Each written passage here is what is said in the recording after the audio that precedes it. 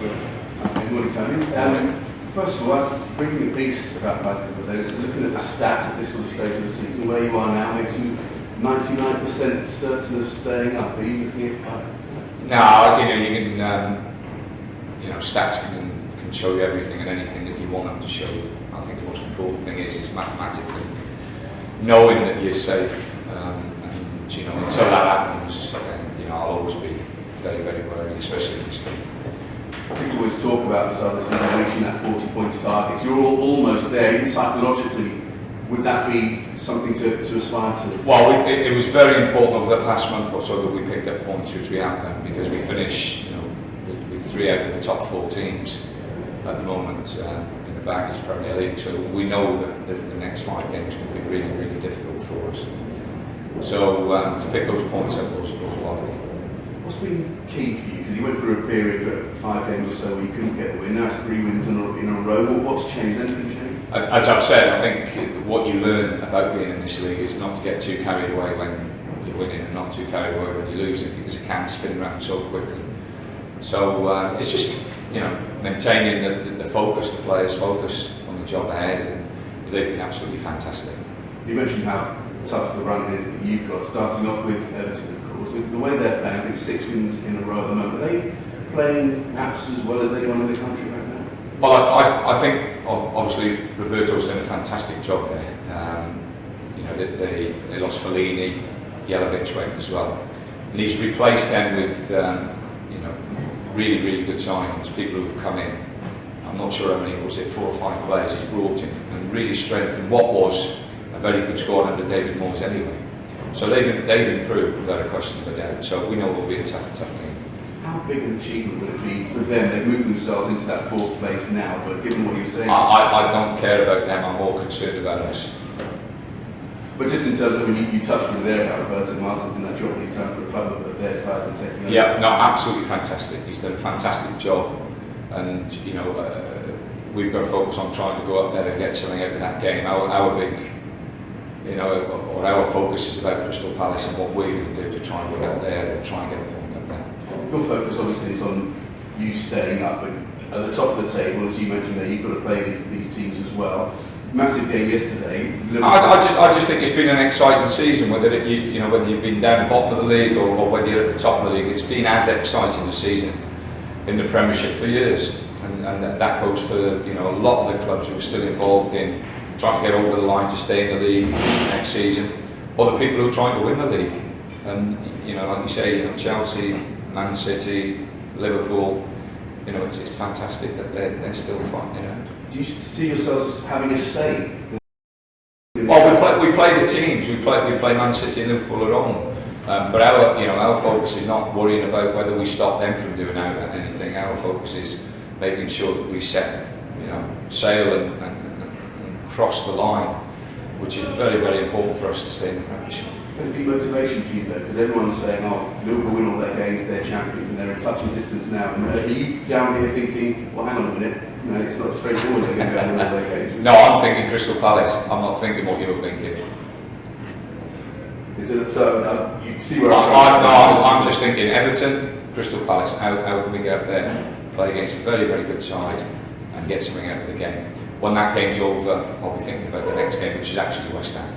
If I can just tell you, because I know we'll be asking all the managers today after what happened yesterday, can you give us an idea of where you think it might be going in terms of this title race? I don't care, as long as we stay in the league. Like I say, it's fantastic for the supporters of all the clubs who are involved in the battle at the top. But 1 or 2 of the others will dip in from now until the end of the season as well.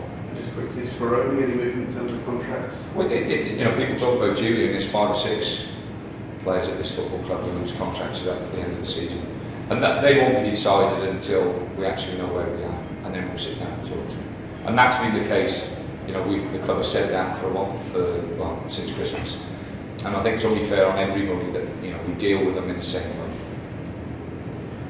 Just in terms of Jason's question, he said that he felt that the whole penalty situation has effectively become a positive turning point, and he tipped his cap to you in the way you helped him go through that. I mean, you must be pleased to to see that will come out in a positive. Well, I think the big thing in life is that you're always going to get knocks, and you're always going to be asked questions of, especially as a sportsman.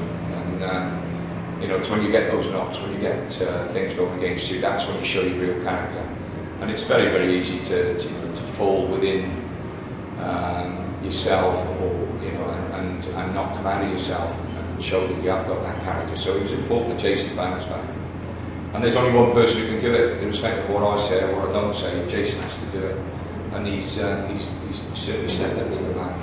But not just his reaction to that, the whole general reaction to that. Can that whole thing almost have been a turning point for the whole club, not just the player itself? Because obviously like I said, I think the great thing about it is that he's responded well, but the rest of the group haven't as well. And that Tottenham game, as I've said, if you're looking on good lungs on it as well.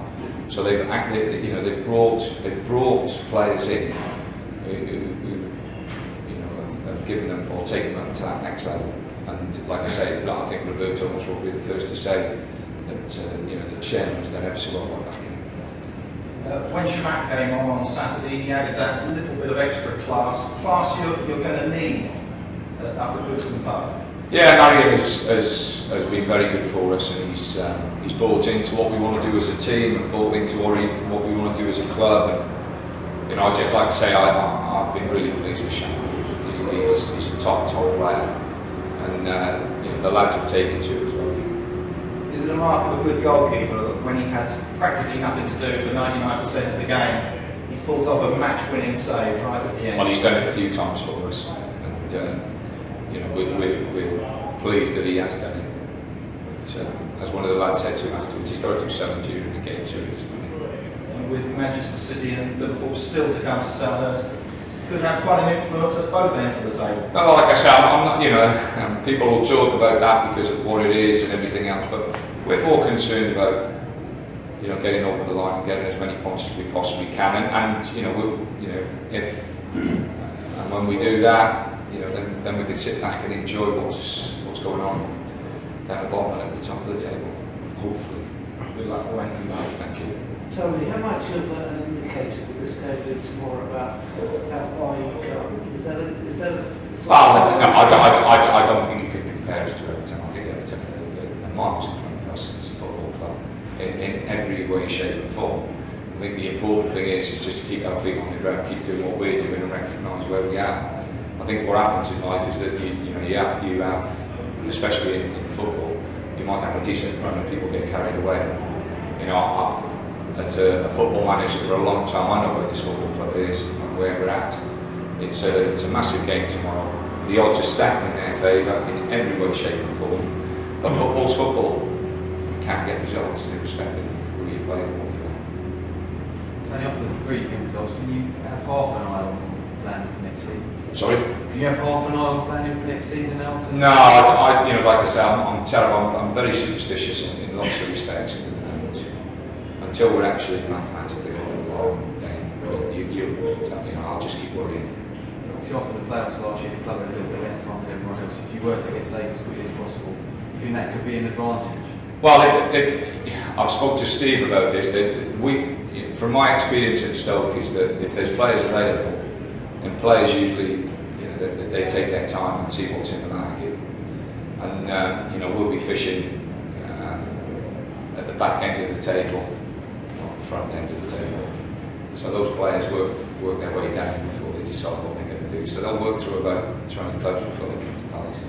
But it's knowing that, and knowing that what position you're in, and making sure that you've got the right bait at the right time to catch it. Fingers crossed. Have you spoken to Steve then about a few plans for next season? No, we talked about the football club when I first came, and what experiences we had at Stoke, and what we tried to do, and what we tried to achieve over a period of time, and that was built over a period of time. I think that's the important thing here.